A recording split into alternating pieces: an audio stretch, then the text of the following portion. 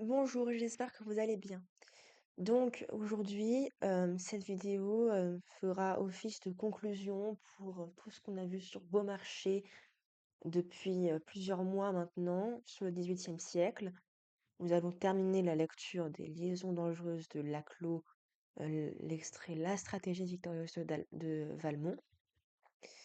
Et donc, dans 4 jours, j'entamerai une nouvelle séquence sur Villehardouin, la chronique et histoire du Moyen Âge. Et donc, le XVIIIe siècle, nous le retrouverons dans plusieurs mois, sûrement en fin d'automne ou var-hiver, avec le chapitre La littérature révolutionnaire, qui suit d'ailleurs cette séquence sur Beaumarchais et la littérature et les mœurs à la veille de 1789. Donc, je vais vous lire la suite de l'extrait. C'est, je crois, tout ce qu'on peut faire. Mais je crains, à présent, de m'être amolli comme Hannibal dans les délices de Capoue.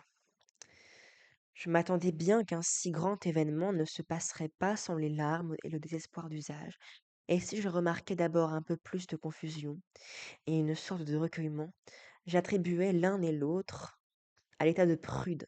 Aussi, sans m'occuper de ces légères différences que je croyais purement locales, je suivais simplement la grande route des consolations, bien persuadé que, comme il arrive d'ordinaire, les sensations aideraient le sentiment, et qu'une seule action ferait plus que tous les discours, que pourtant je ne négligeais pas.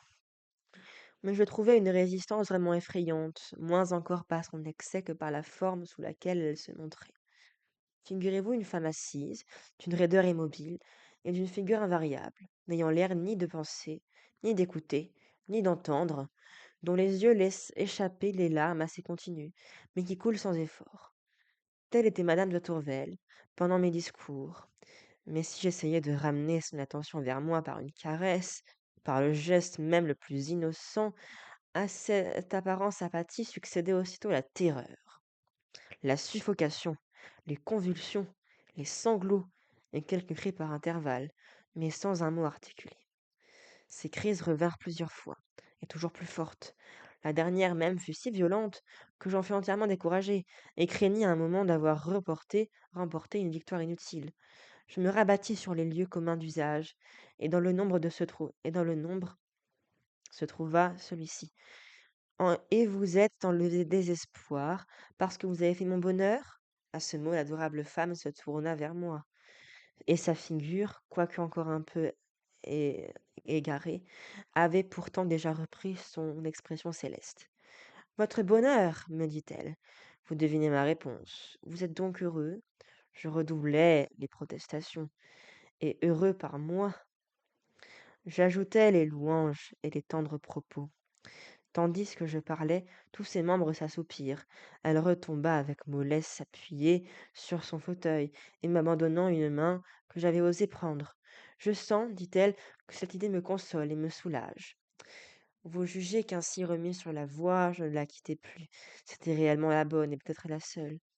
Aussi, quand je voulus tenter un second succès, j'éprouvai d'abord quelque résistance, et ce qui s'était passé auparavant me rendait circonspect.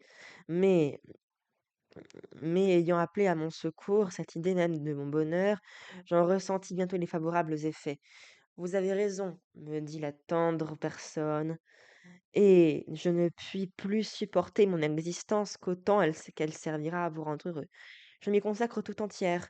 Dès ce moment, je me donne à vous, et vous n'éprouverez de ma part ni refus ni regret». Ce fut avec cette candeur naïve ou sublime qu'elle me livra sa personne et ses charmes, et qu'elle augmenta mon bonheur en le partageant. L'ivresse fut complète et réciproque, et pour la première fois la mienne survécut au plaisir. Je ne sortis de ses bras que pour tomber à genoux, pour lui jurer un amour éternel, et il faut tout avouer, je pensais à ce que je disais. Enfin, même après nous être séparés, son idée ne me quittait point, et j'ai eu besoin de me travailler pour m'en distraire. Valmont est pris à son propre piège. Il s'éprend à son tour de madame de Tourvel. De dépit, la cruelle marquise, le mettant au défi, le conduit à abandonner son amante, qui mourra de consomption. de consomption. Mais la morale restera sauve. Valmont sera tué en duel pour avoir séduit et perverti la jeune Cécile Volanges.